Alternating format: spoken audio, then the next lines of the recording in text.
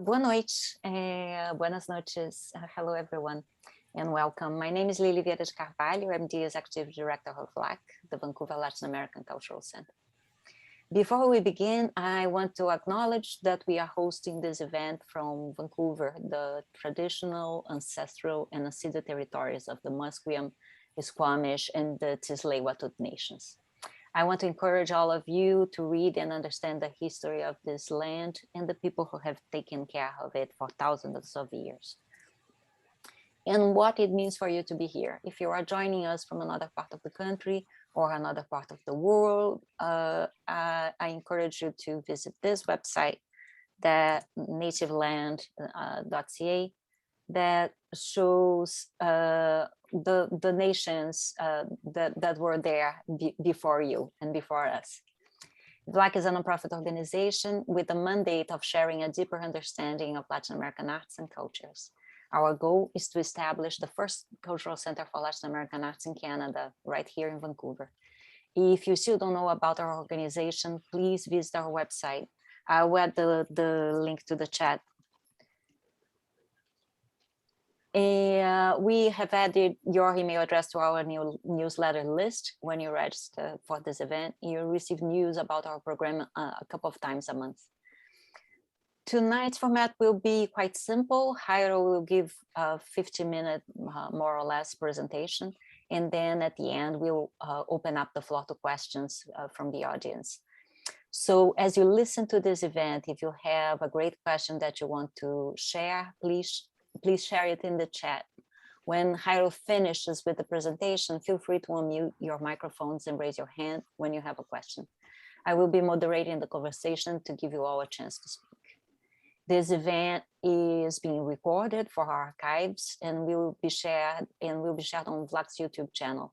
Feel free to keep your camera off if you are camera shy, if you don't want to be recorded. I also want to acknowledge the support of Canadian Heritage, the BC Arts Council, the province of BC, the city of Vancouver and Metro Vancouver to our 2021 programming season. I am actually fascinated by tonight's topic, surrealism in Latin America. Can Latin American art be considered surrealist? What are the risks of using this category? So I'm excited to introduce Jairo Salazar, who has an MA in art history from the University of North Texas. His background includes teaching modern, contemporary, and Latin American art history courses in Colombia, the United States, and currently here in Canada. His academic research is devoted to the dialogues between war, catastrophe, and trauma in contemporary art. He now works as an art history instructor at Coquitlam College and collaborates as a guest lecturer for Mobil Art School in Vancouver, Canada. He has been presenting the series of art talks with VLAC for many months now, and you can expect to see more of Jairo in the future. Welcome, Jairo. Good evening. Good evening, Lily. Good evening, everyone. And sorry for the delay. I guess it's a great day to start late now that we're going to talk about surrealism, because the situation in a bit is quite surrealist. So anyway, welcome to the presentation. I'm going to start sharing screen with you. And we will start the presentation. Just a trigger warning. Some of the images, some of the material that I'm going to be discussing today is quite sensitive. Some images, some content, some concepts, some ideas may disturb some audiences. I may not be suitable to some of you. So if you have children or kids around, or if you're sensitive to this type of contents because of a personal experience or something, I just want to warn you about this. And also these images and all the concepts are used with as high respect as they all deserved. So I wanted to start this talk by discussing surrealism in Europe, the definitions of surrealism, and then move on to what takes place in Latin America, particularly focusing in the works of Latin American women, of 4 Latin American women. And along the way, you will see why I am intentionally using this focus, of course, recognizing that part of my research is based on some articles and some texts that I have come across with. And if you are interested, you can always ask me, and I can share you the references for your own interest, for your own research. The Surrealist movement was founded around 1924 by a French writer, poet, philosopher, André Breton. And I want you to pay attention to the definition that he gives to Surrealism. He defines Surrealism in the first Surrealist manifesto published in 1924 with the following words. Pay attention to what he says. I open quote, Surrealism, noun, psychic automatism in its pure state, by which one proposes to express verbally, by means of the written word, or any other manner, the actual functioning of thought, dictated by the thought in the absence of any control exercised by reason, exempt from any aesthetic or moral concern. End of quote. What was Surrealism about? Surrealism engaged with a celebration of the unconscious. Surrealism is the movement that explores dreams. And that inspiration came from the contributions and the writings on psychology by Sigmund Freud. Surrealism aimed to free imagination from the constraints of reason, under the conviction, under the belief that imagination should not be subdued to the constraints of the rational mind. That's why they explored techniques like the pure automatism, the automatic writing, or my favorite, the Exquisite Corpse, which I will briefly talk about. If Jesse Pinero can mute his microphone, it will be great. Thank you.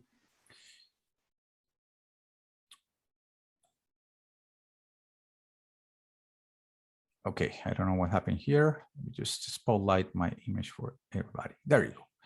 Now, the aim of Surrealism was to materialize the unconscious, to bring the unconscious into reality, to bring the realm of dreams, imagination, and altered states to the physical world, and how to make visible what in other instances appears as irrational, how to materialize, how to make tangible what lies only in our dreams. Where are the states where we can explore and bring out our imagination and our unconscious?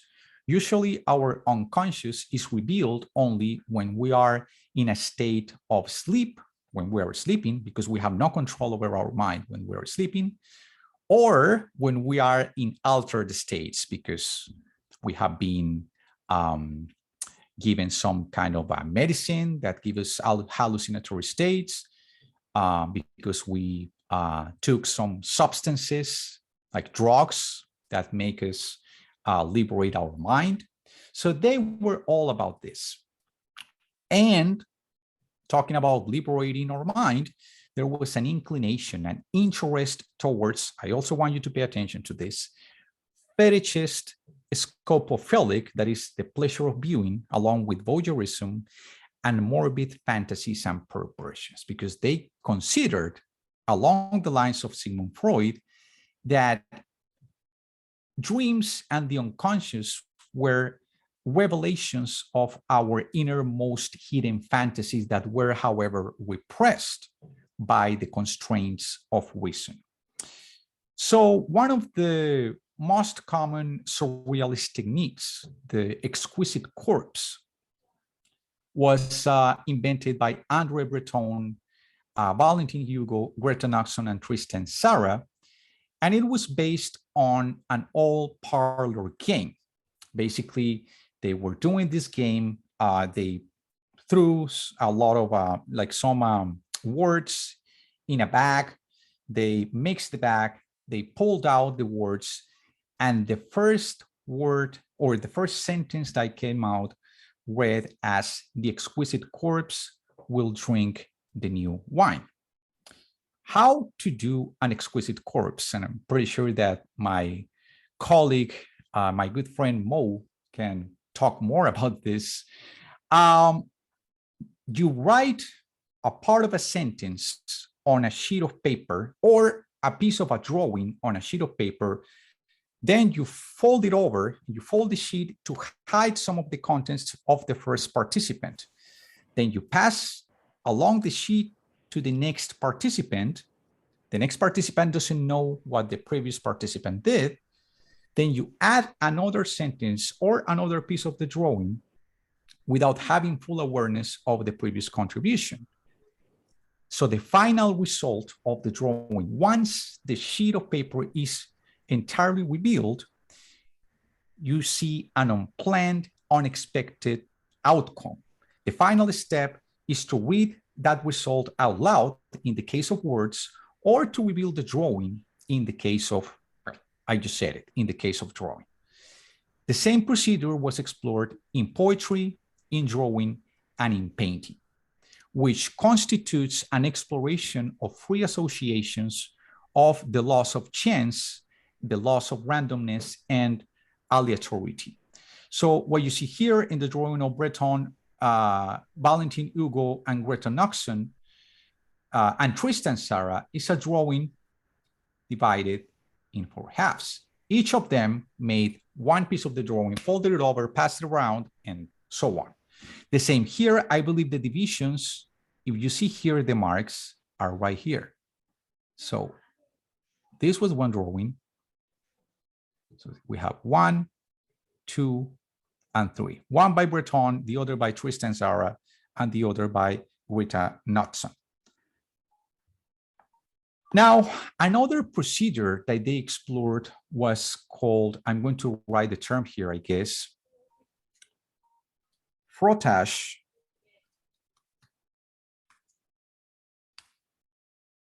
and Gratash. In simple terms, Frotash was explored by this German artist, Max Ernst, and Frotash means rubbing. So, you know, you have a coin, the typical game that a lot of us played when we were kids. You have a coin, you place a piece of paper on top of the coin, and you rub over it. You rub it over the texture surface with a pencil to reveal the type of textures, the unexpected textures that you have from the surface of the coin.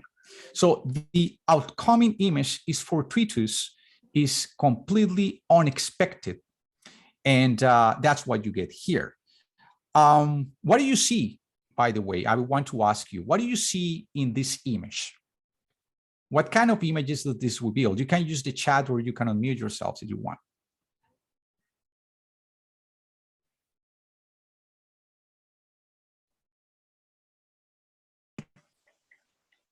Well, Nobody? Okay, we have comments on the chat. Lily says a couple of trees or plants. Yeah, that's a good one. A couple of trees or plants. Anna on the right, it's one of the most common interpretations, a bunny-shaped tree. Others see trees or a landscape with a horizon line. There are 2 common interpretations. Some people only see the tree, other people see a bunny humping another bunny. So it's also kind of a sexual connotation. Jolene says a rabbit in flowers with plants. That is also pretty interesting, pretty funny. But the resulting image is absolutely unexpected, and we reconstruct the image only by free association, right? Now, the other technique I forgot to mention, the grattage, is the Frotash is rubbing and the grattage is scrapping. So it's kind of an inverted technique. With grattage, you have you create a painting or a drawing, and then you coat the painting with black ink or with any type of colored ink. Then you put another layer, another layer, another layer, another layer. So what you have is like a palimpsest of images, and then you take a gouge or a burring and you start scratching the surface, and you reveal some kind of another kind of unexpected image. So that was a technique also very often used by the Surrealists. Salvador Dali, as you know, the icon of European Surrealism, he created or he invented a method that he called the paranoid,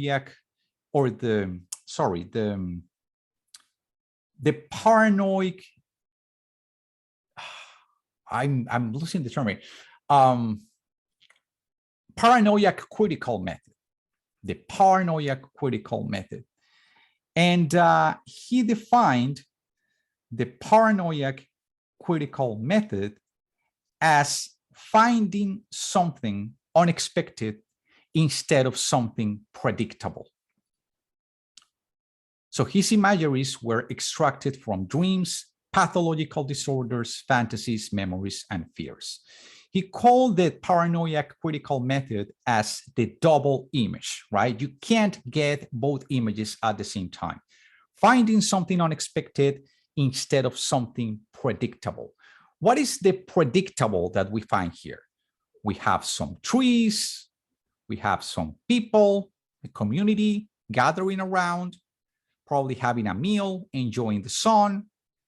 There is kind of like an igloo shaped house or like a shelter, and a vessel or some type of container for water or wine. Now, that's the predictable.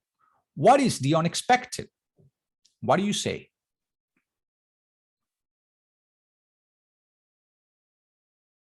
Anything that probably we can see, but we don't exactly. Thank you, Penelope. If you move the image around, you see a face, but you can't see both at the same time. So that makes you paranoid. That's what Dali said. You either see the face or you see the people and the tree and the igloo-shaped shelter. You can't see both at the same time.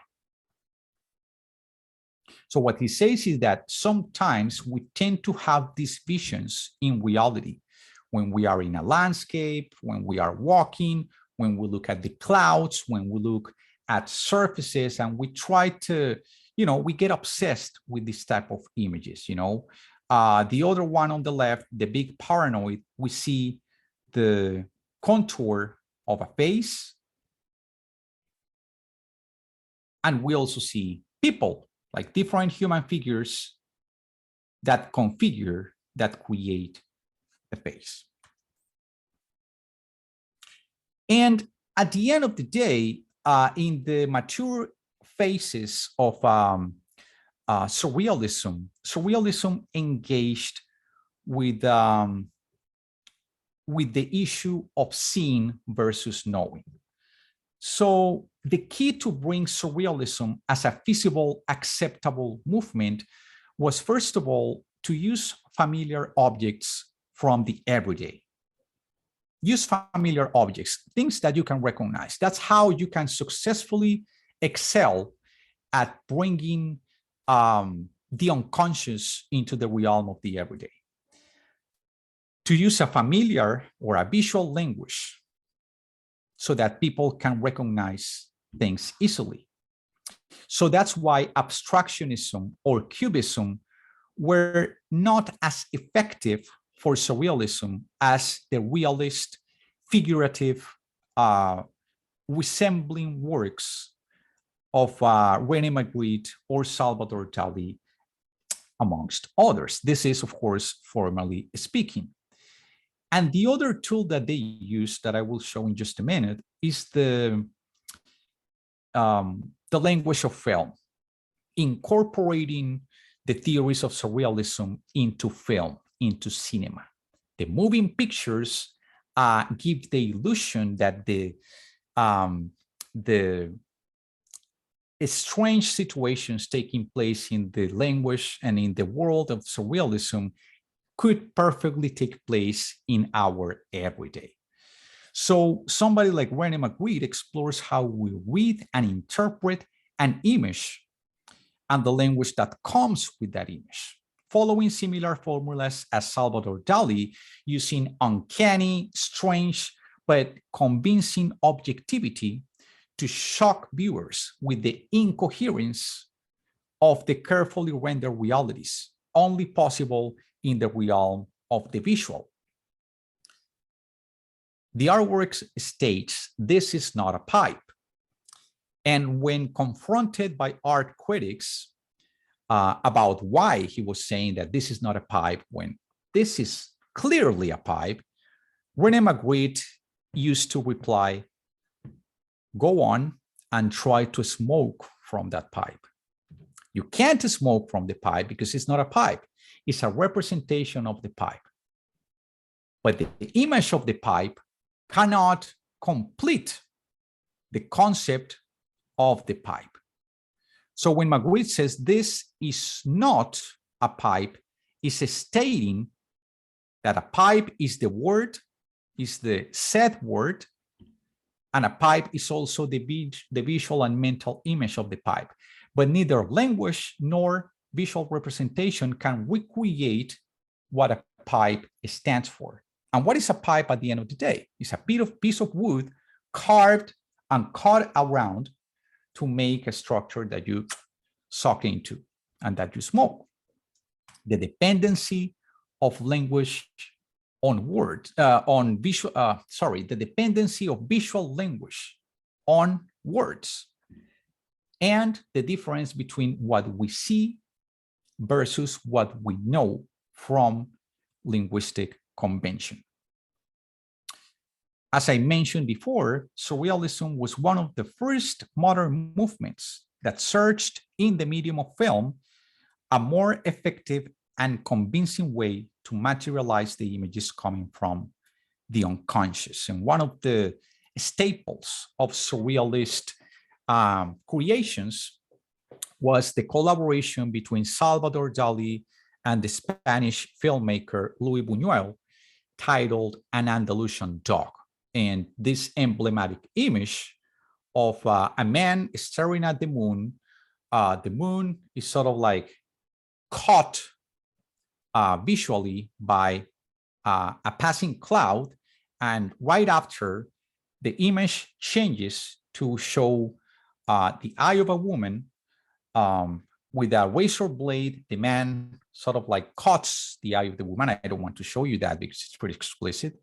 And some other images of male desire, touching and groping the bodies of women and whatnot. And in this case, fantasizing and changing the breasts of women for the volume and the texture and the sensation of being touching a woman's buttocks.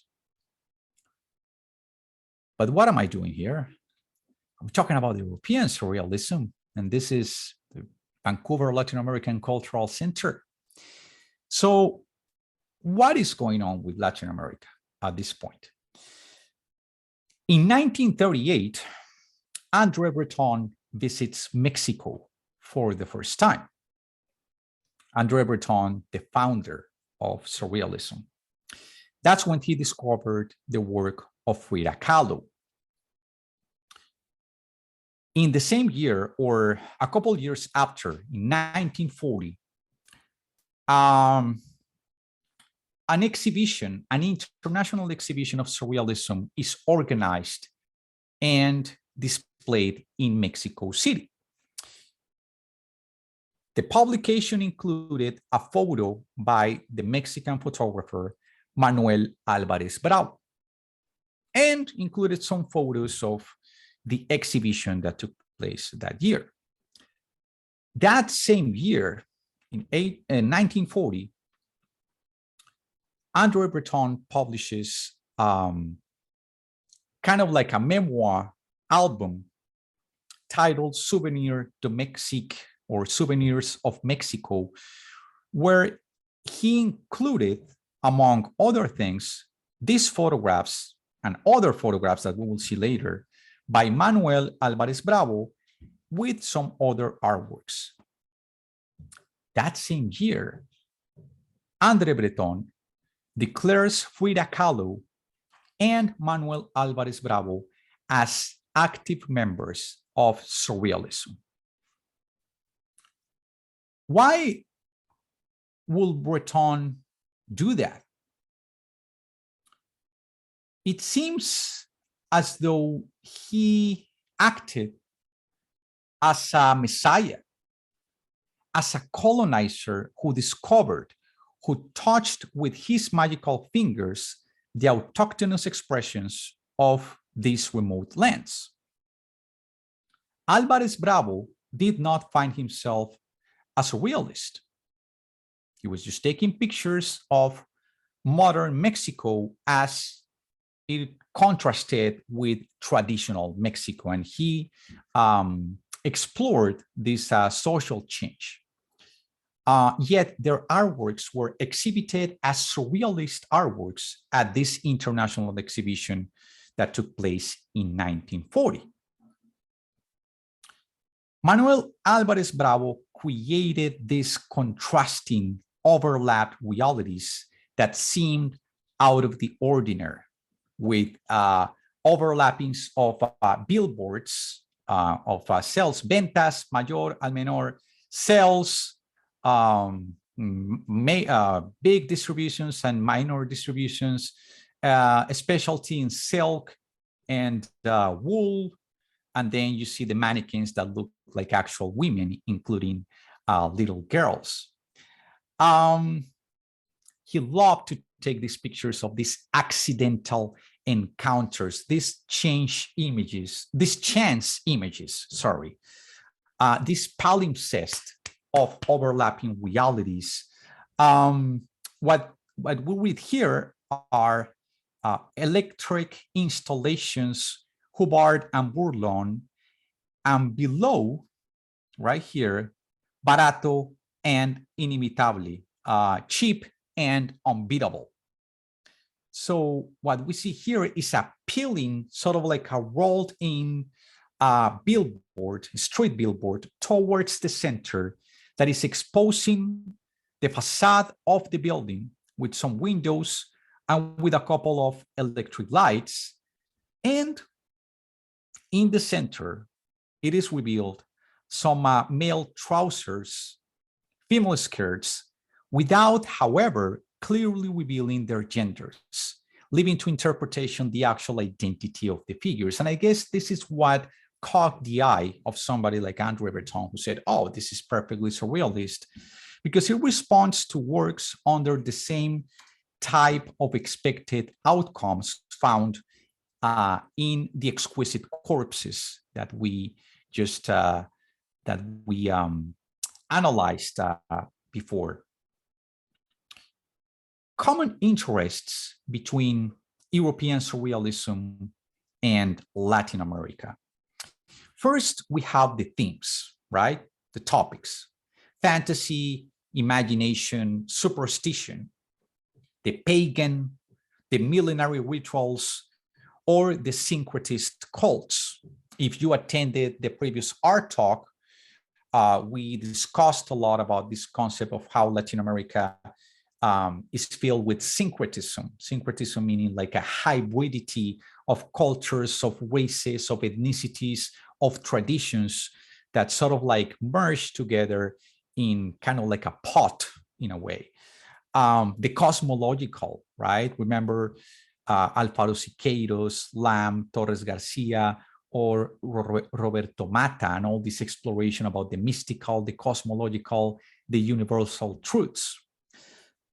Another element that is shared between Latin America and Europe is this desire for liberation, the hope to free the mind from the chains of reason, imagination as a component of reality, the will to act, desire as a will to act, the unconscious as a renewed way of understanding our mind, the extraordinary as component of the ordinary, and the dreams as fundamental parts of our awakened states.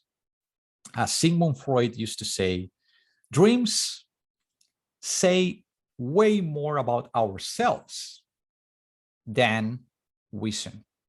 And you can tell more about somebody's personality while that person is unconscious than when that person is trying to filter his or her thoughts. And finally, and this is where I want to focus to move on, the desire or the value of the introspective and the collective. The hope to free, the hope to free our minds that comes from the rationalistic project that took place in Europe.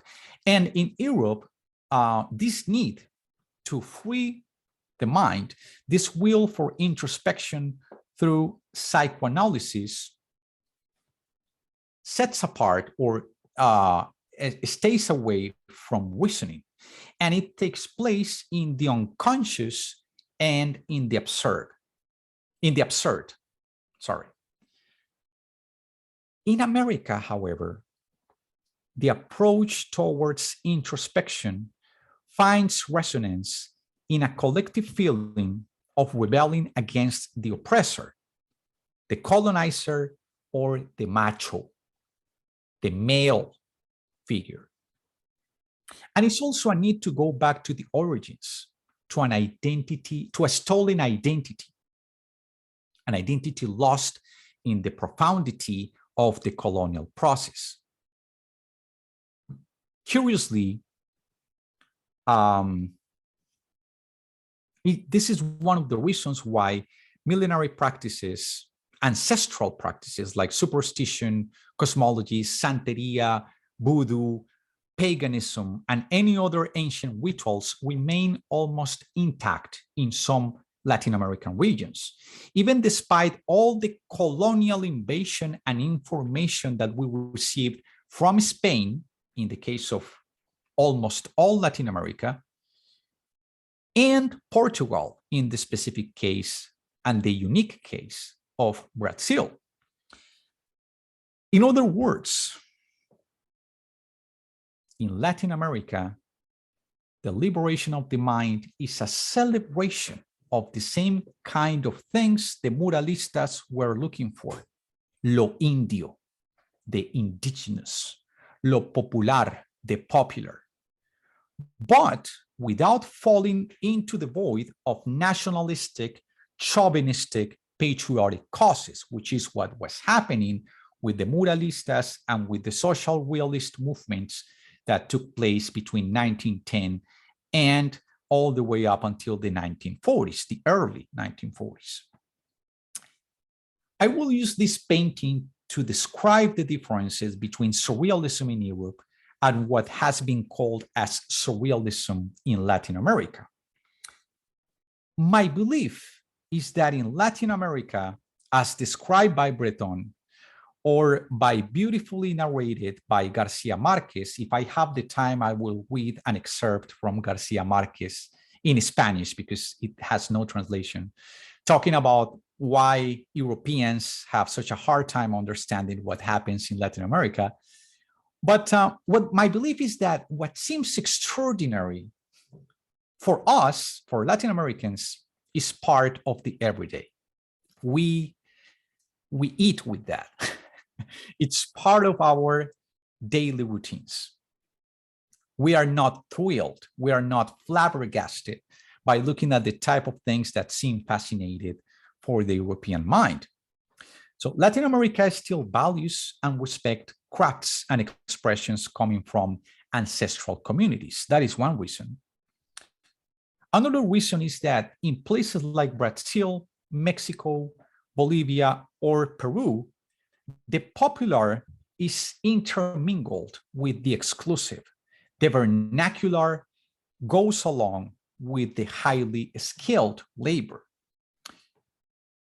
In the Caribbean and in South America, rituals, cosmologies, superstitions, and cults like Santeria, paganism, Aboriginal systems of thought, and others are still in place. And within this logic of syncretism, our everyday is filled with a complex, at times conflicting exchange between the sacred and the official, between the sacred and the unofficial, between the sacred and the pagan. Examples, pretty good example for our contemporary times. Look at the way many countries in Latin America approached the crisis that came along with the pandemic, with the coronavirus. Many people, including politicians, were recommending not to get vaccinated and instead take herbal teas or infusions with local herbs like moringa, so that the symptoms and the things coming from COVID will be cured just by an act of magic because of the magical powers of the local woods. That's how we are still so entrenched into traditions, into superstitions, into practices that date back to pre-colonial times. Tamayo's painting, Rufino Tamayo, a Mexican painter, re-examines the value of painting as a plastic, universal language freed from any nationalistic or localistic interest.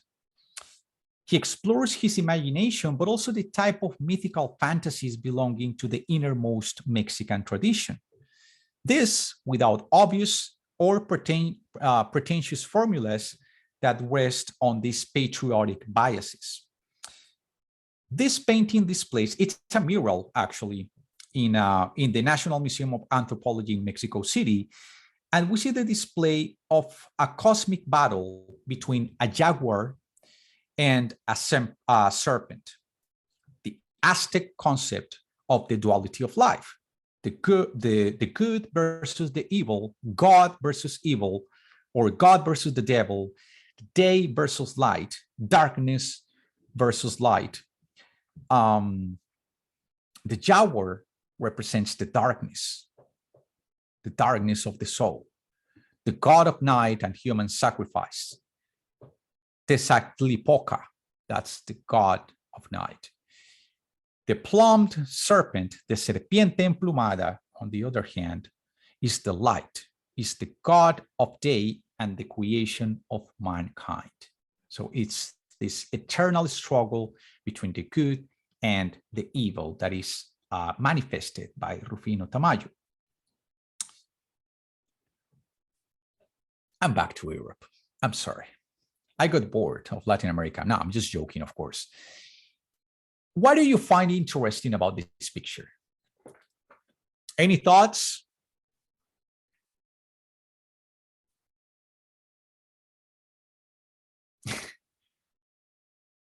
Yes, Lily, thank you. All men. And that's where I'm getting at. And we're getting to the core of our conversation. So I'm going to get kind of dense. In 1927, André Breton's second Surrealist manifesto is a clear statement against the relevance of women in art and society, except for the pleasing of male desire. Women are useless, believed Breton. Women are only useful as the muses of men. Presumably, according to his statement, women, or rather male creativity, required a boost from innate feminine fecundity. What do you find interesting in this picture?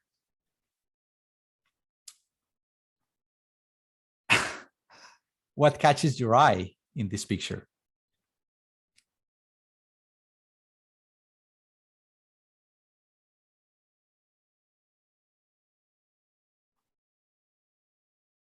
And again, feel free to use the microphone. I mean, you can unmute your microphone if you want, or raise your hand.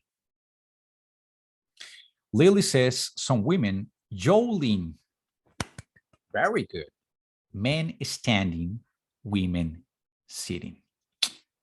There you go. I'm not sure that's arbitrary. I'm pretty sure that was deliberate. Place women up front, but sit them down, because they are perfectly organized, centered, rendered in a way as though they are being surrounded, they are being protected, they are taken care of by men.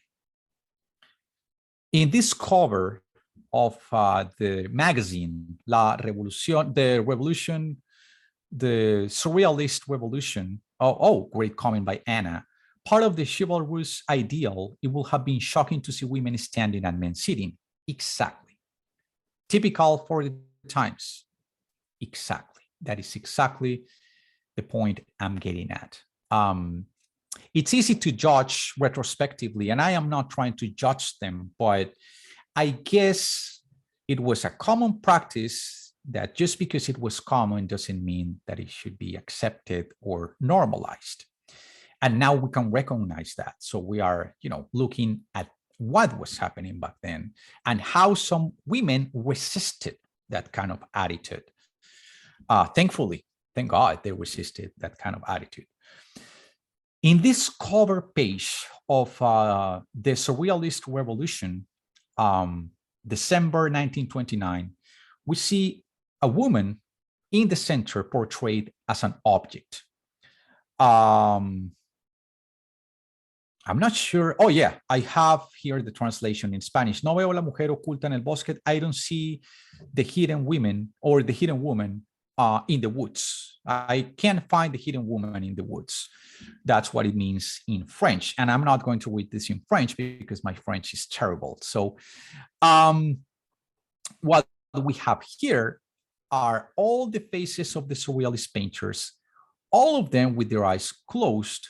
Exactly. Thank you, Jolene. They all look like corpses with their eyes closed, despite the presence of a naked woman. So they are either thinking, dreaming, or wishing something with that woman. I read an article on the Daily Telegraph by a critic under the name Richard Dorment. And he summarizes that detail very clearly. I open quote. He says, the point is that women can be tolerated as fantasy objects, but not as real people. It's interesting too to see that they are, as Penelope is mentioning, they appear in these mugshot type of photographs with their eyes closed, and they look like criminals indeed. That's a really interesting observation that I never thought about. So thank you, Penelope, for that contribution. Listen to what Breton said while you look at this couple of photographs. And I don't need to talk about these photos. I'm only going to read the quote. André Breton said this in one of the manifestos. I open quote, the problem of woman is the most marvelous yet disturbing problem in all the world, end of quote. So it seems that Breton considered that what women wanted, following Freud's big question, what do women want? That was a question Freud made in one of his publications. Breton considered that what women wanted was to be eternally represented as subdued, as subordinated, as the other, as incomplete men, that needed the presence of a macho, that needed the presence of a man to be to feel entirely complete.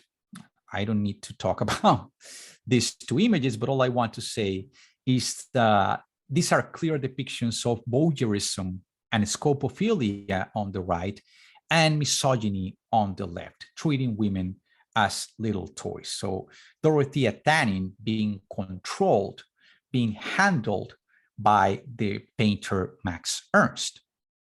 So at this point, we can clearly perceive the level of sexism and misogyny prevailing in the Surrealist movement. The Surrealist object, painting, a sculpture, or a sculptural painting, used to speak of the incarceration of the female body and the imaginary projection of raping fantasies performed to them. In a course I talked a while ago, about 4 years ago, I came across this article by Maria del Carmen Molina Barea. I forgot the title of the article, but you can look up at her name. And she talks about 4 different categories to understand the iconographies of women from a male point of view, from a male perspective, from the male gaze. So I will try to summarize them so that we can go to the final section of the talk. From the woman as muse to the woman as a raped woman. Male misogyny present here, and I wish to reinforce the figure of the dominant man, the aggressive macho, in contraposition to the dangerous woman, to the femme fatale, to the vagina dentata, to the toothed vagina that henceforth must be domesticated before she achieves the castration of the male organ. So that will clearly explain Breton's intention of saying that Frida Kahlo was a surrealist. I want to control her art before she does stuff on her own. I want to touch her, with my magic finger to make her a surrealist because I say so, because I am the one who categorizes. Women as the other, women as the opposite of men. The masculine narcissism resulting from the fear to be superseded by the presence and the female sexuality. Kind of an altered reflection of the self-conscious sense of otherness built by men. It's a self-conscious construction because this idea that women are the opposite of men is only a replication of an inner fear of a fragile masculinity. The archetypes, the places in society, the sexualization and objectification of the female body and their intimate and social roles. What I mentioned, the femme fatale, the vampiresque women, the women as a vampire, the praying mantis, the castrating woman versus the good, trustworthy wife. So the relevance of the following artists that we're going to study as artists was almost null, was non-existent. Muralistas were major artists, while artists like Frida were minor artists, rather demeaning them as good at crafts. And finally, the probably most shocking category, punish the belly, whip the guts, and stitch the vagina, the denial of sexual power. So the function of women as life bearers is neglected in a movements like Surrealism, and I can go as far as to the tradition of European painting. To procreate, to give birth to a child constitutes the death of the macho, constitutes a period in the life of a woman where a man cannot take advantage of a woman, constitutes the death of the rapist. It is the death of the man that dominates and pervades. It is the return to the figure of the teethed vagina, the vagina dentata that absorbs the male. the seed is eliminated to whip the belly, the body is ripped and reconstructed as an object of desire, visually or in its plasticity. It is molded as a mannequin, and the biological functions of the female body are demonized, are perceived as forbidden, dirty, unrepresentable. Fluids, menstruation, and whatnot. That's why visually and psychologically art stitches the vagina. That's the denial of sexual power from women. So before going to those female artists to end our talk, I want to briefly mention this work by Antonio Ruiz because it's important in the context of what we're talking about. It's similar to works by Frida Kahlo, influenced by retabulus, small in size, portrays a sleeping woman in the same position as the familiar figure of the European Venus. But in this case, he's representing La Malinche. La Malinche was Hernán Cortés's mistress and traitor of her people. She was perceived as a traitor. An indigenous version of Eve, the responsible for all the tragedies in society. Her body appears as a piece of land where some colonial town was settled on top of a sacred mountain, perhaps in allusion to the foundation of Mexico City over Tenochtitlan. Mexico's indigenous past eroding and trying to come back from the deepness of her body, and an allegory of a nation, the body as a raped, as a violated territory. The indigenous tradition buried, but the church settled violently, entrenched in the body. The church as a male phallus that penetrates, that rapes the past and hides the past, burying the Malinche, burying tradition. Octavio Paz, the famous poet, Mexican poet, writes about this, and he says that Doña Marina, right here. The Mexican people have not forgiven La Malinche for her betrayal. She impersonates the opened, pardon the word, chingado, in front of our stoic, impassive, and closed realities. Henceforth, the popularity of the demeaning term malinchista to denounce those who have been contaminated by foreign influences. Frida Kahlo, of course, we couldn't go without talking about Frida Kahlo, reveals how art made by women, in this specific case in Latin America, responds to the level of misogyny and machismo perpetrated by male artists. On July the 4th, 1932, Frida suffered an abortion, an involuntary abortion at Henry Ford Hospital in Detroit, Michigan. The bed and the presence of the sad, heavily wounded Frida float in an abstract space surrounded by 6 images in a circle related with her loss. So the principal figure is a masculine, a male fetus, perfectly shaped, and apparently she got inspiration of a small Diego Rivera to render that baby. So it's like a small Diego, like a Dieguito that she wanted to have. I forgot how you say orquídea in English. The flower was a gift by Diego Rivera. And the orchid, thank you, that was easier than what I thought. The orchid that she was given as a gift from Diego, and some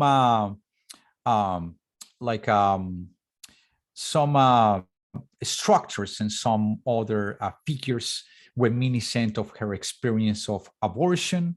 So this painting includes all the elements basic of a Frida Kahlo painting and the contrast between Mexico and modern Mexico, traditional Mexico and modern Detroit. And in this case, in what the water gave me, her past experiences surface over the water, her memories, her childhood, elements of imagination, what is connected to reality and fantasy that has nothing to do with reality.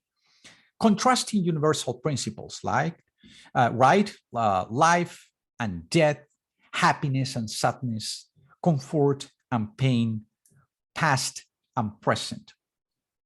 The nude Frida in the center, blood coming out of her mouth,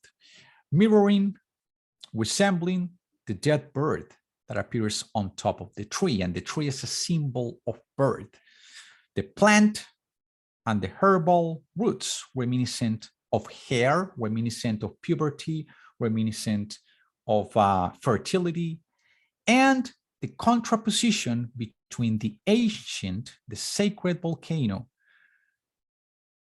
and the modern, the Empire State Building rising from the nucleus, from the core of the volcano.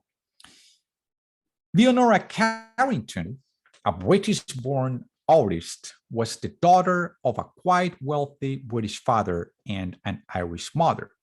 She was the lover of somebody that we already saw before, Max Ernst, who was 26 years older than the young Leonora. Not to mention that Ernst was married with Lee Miller by the time Carrington was his lover, or her lover, sorry. The sexuality of Leonora is transferred to the animals present in the composition. Her imagery is filled with icons from Celtic mythology and memories from her childhood. Leonora's body is slim, is androgynous, and is not in a pose suggesting submissiveness or stereotypical femininity. The hyena and the rocking horse in the wall are pretty peculiar because the hyena has female breasts, symbols of Leonora's sexuality, a sexuality that she would not have been able to explore had she stayed at home with her parents, seated as an obedient girl following the expectations of a typical Victorian family. Her wish to transform herself into this white freed horse running outside of this domestic space sort of like response to how in the tradition of Western thought, horses have been traditionally or usually linked to virility and male power. The hobby horse in the wall is another of her surrogates, and the outside galloping horse speaks of her sexual desire and liberation. And it's interesting now that Penelope mentions it, a detail that I hadn't found out, her legs, the two extremities that we used to run are white like the horses.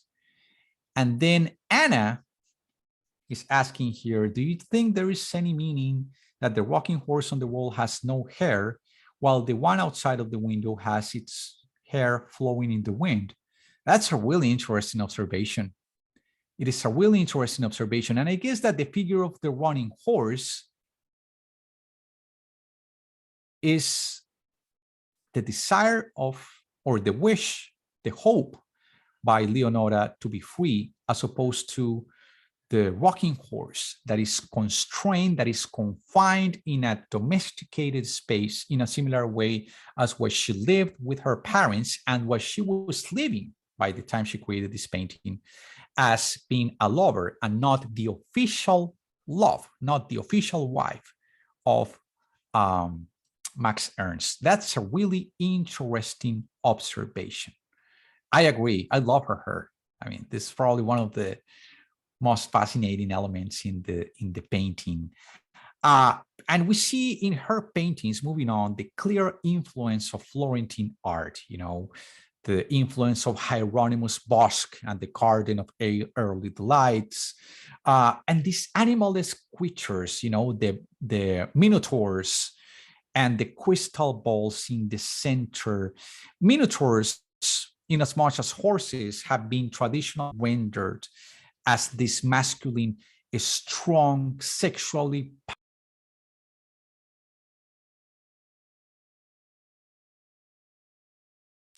maybe the flower can be a symbol of blooming sexuality, of a free, liberated sexuality. The blooming flower that is also blooming here in this androgynous spirit, in this androgynous creature. So that's something that I really find fascinating about her work. And something also that I haven't mentioned yet, not a single trace of Latin Americanism.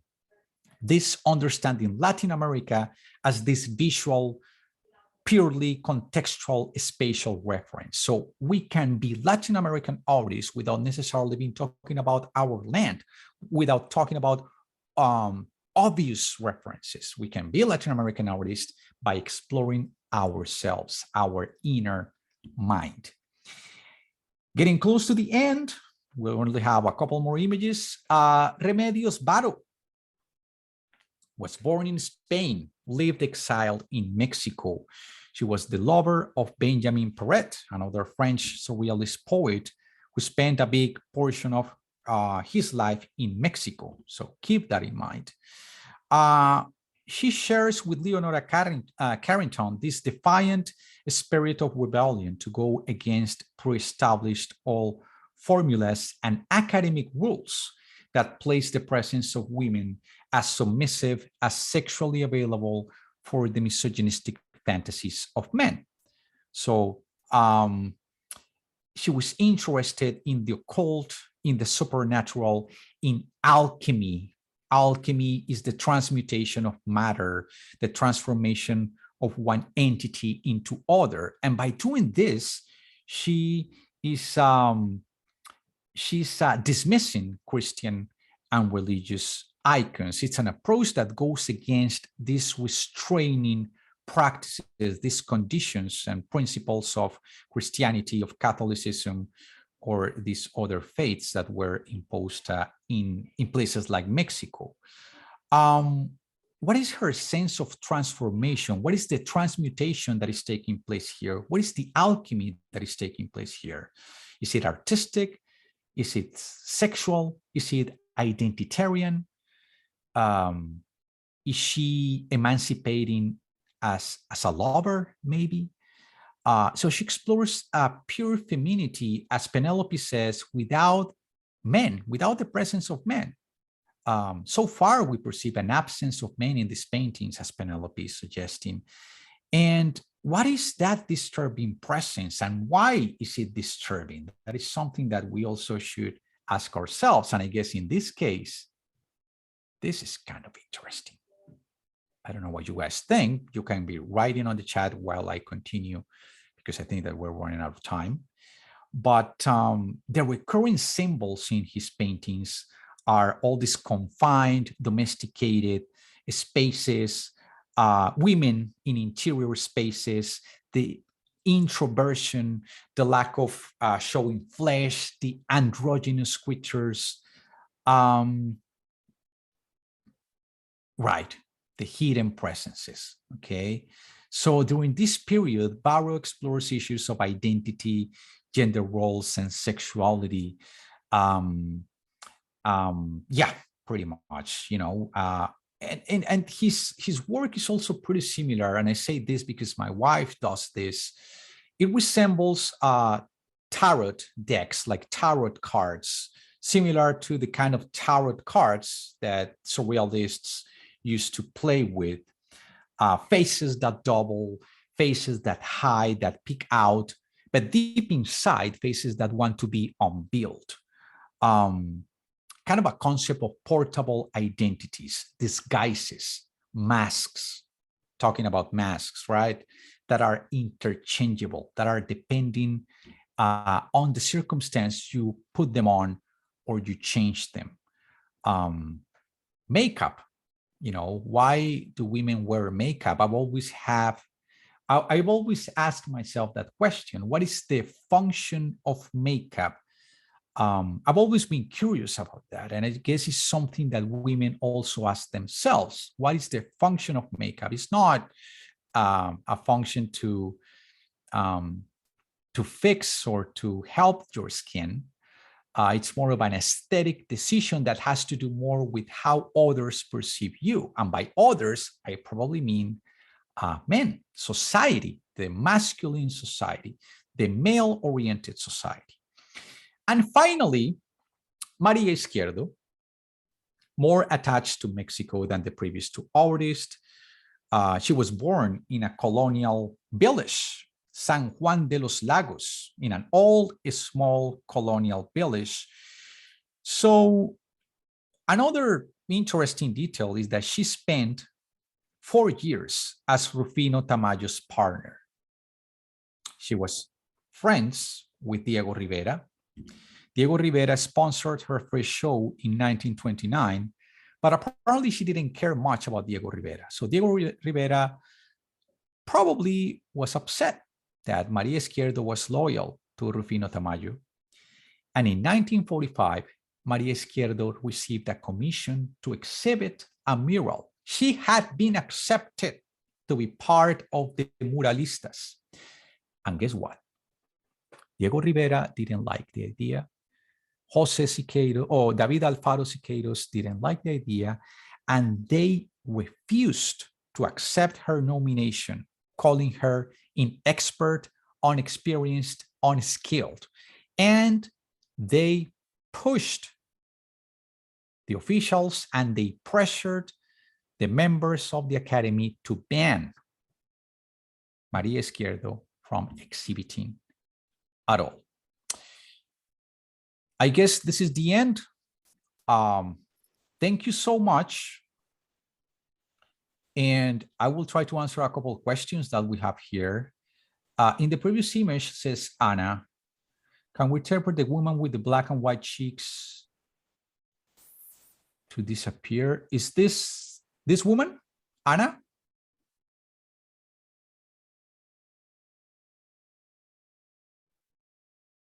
So it's actually the one with the black and white checked foreground, which I think was the first image when you, another one, past Frida, past Leonora again.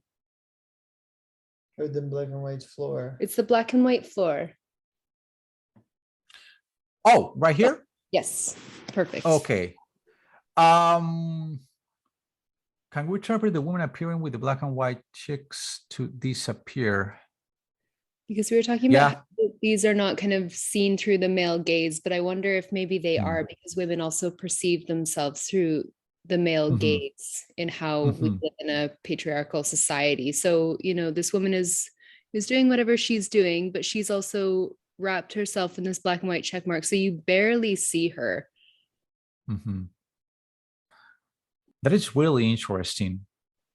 And when we think about the principles of chess, it's a game that empowers women, right? In chess, the queen is crucial in the game, and the queen has way more functions than the king. Chess is hilarious. I find that game pretty funny because all the pieces in the chessboard are expected to protect the king.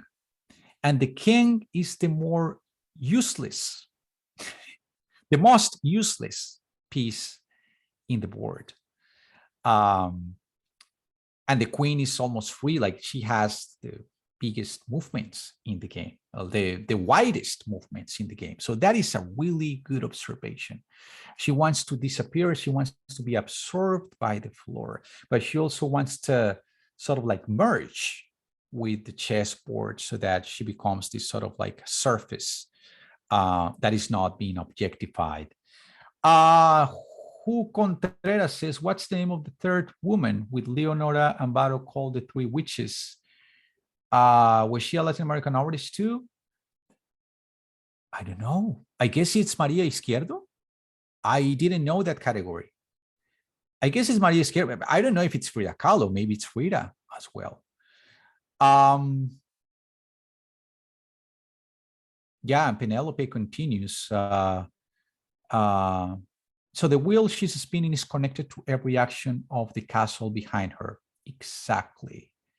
She's just seen as part of the structure to be walked on. And Jolene says, thank you, Jolene.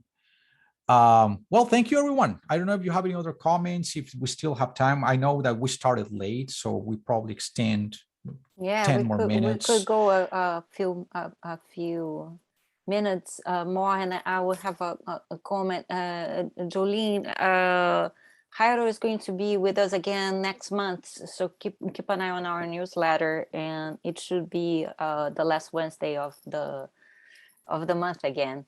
And I just wanted to comment. I was talking to Jairo before we got started. The Metropolitan Museum has an exhibition on international surrealism right now. And the New Yorker magazine has an article that I'm going to put the link on the chat, because it was amazing to me that it was just so on top of what we are talking about today. And this is the current New Yorker that's on so it's a review about this Metropolitan Museum exhibition on surrealism. And they even mentioned some of the artists that Jairo comment on today. And one of the points that I read this review last night, and one of the points that they make that it's interesting to me in relation to surrealism in Latin America is that Peter Skedal, the reviewer, he talks about how surrealism is usually without a nation, like, the Europeans didn't relate their works to particularly to any places in Europe, or it was whatever was happening in their minds and dreams, and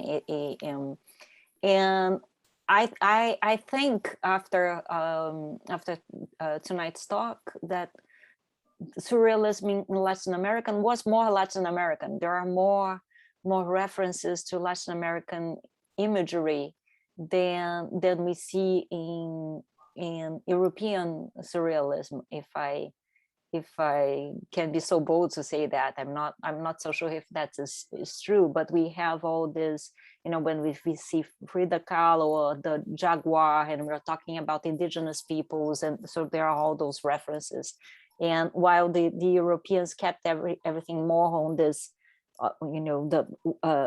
what is happening in the mind and the level of dreams. Yeah, I wanted to read some of the thank you to everybody who participated today. Participation was incredible. Anna, Penelope, your contributions were fantastic. Jesse, Pinedo, Mo, who else? Yeah, Anna, Penelope were pretty active. There is a question from Juan Contreras on the chat now. And let's see, Xochitl shared an amazing source from a movie. And who Contreras is Juan, asking, is Latin American surrealism still alive? I think it is. And something that I probably didn't have time to discuss is there were Latin American artists who were part purposefully of the surrealist movement. I mean, they adhered to surrealism. That's the case of Wilfredo Lam and Roberto Mata. They were part of surrealism, but because they wanted to. What I question is how André Breton simply took the role of the Messiah, like the discoverer, you know, the explorer. Oh, Frida Kahlo. And that's an actual anecdote. When André Breton met Frida Kahlo, and André Breton said, oh, I guess you are a true surrealist. And Frida Kahlo said, like, well, that's great. But guess what? Like, I don't care. Like, I have nothing to do with that. I've got nothing to do with it. My husband is part of that. Diego Rivera was also a member of the surrealist movement, but I'm not too much into it. I probably, and I think that Mo, if you want to jump in here, I think that's something that surrealism stood for, eventually got out of André Breton's control. I mean, you cannot pretend that this idea of liberating your mind and all that is going to be simply entrenched to one national or continental movement. Eventually, surrealism is an attitude, it's a way of living. But I'm not entirely sure if, when trying to define surrealism in Latin America, we should define it under the same conditions and by the same rules as what Europeans tried to. Because of what I explained at the beginning of the talk, Europeans tried to liberate from reason, but we didn't have Middle Ages. We didn't have the Enlightenment as a project, you know. We didn't as a scientific project that tried to, you know, like organized all the mess that the Middle Ages were for almost 500 years. Our project of modernity was completely different from what took place in Europe. Reason why, and I am not self-promoting, but well, I guess in a way I am self-promoting. In a way, it would be great if if you had the chance to review some of the art talks that are posted on YouTube, because I discuss the concept of modernity in Latin America as opposed to the project of modernity in Europe. Penelope says, interesting that they wanted to break the rules and yet they make some more of their own. Penelope, I mean, that is exactly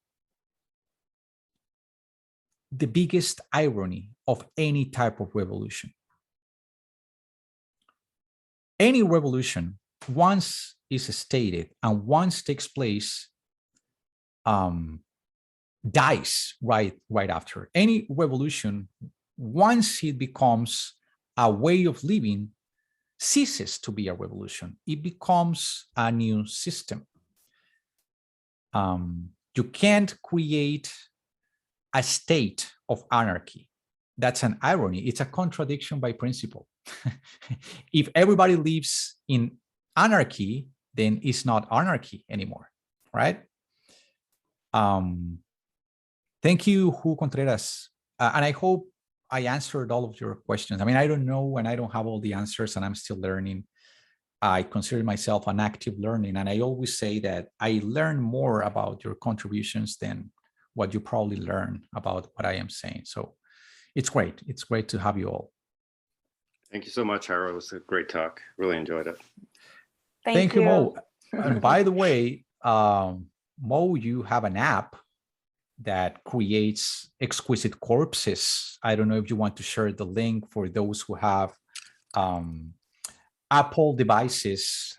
It's called ARP because of John Arp. And yeah, it's actually based on Sophie Arp.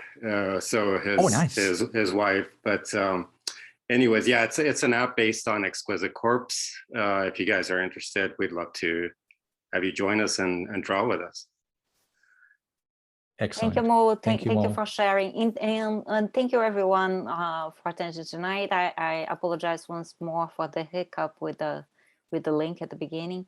I shared the YouTube channel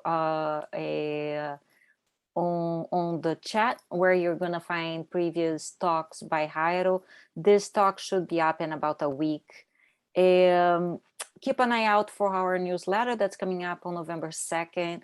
with upcoming programming, including the next reading group. It's a group that reads Latin American short stories in translations to English. And this time we're going to have as moderator Professor John Beasley from UBC. And you can follow us on Instagram. I'm going to put our Instagram on the chat, and also our Facebook page, and many ways to be in touch with us. But pretty much best way is to keep an eye on our newsletter coming up every couple of weeks.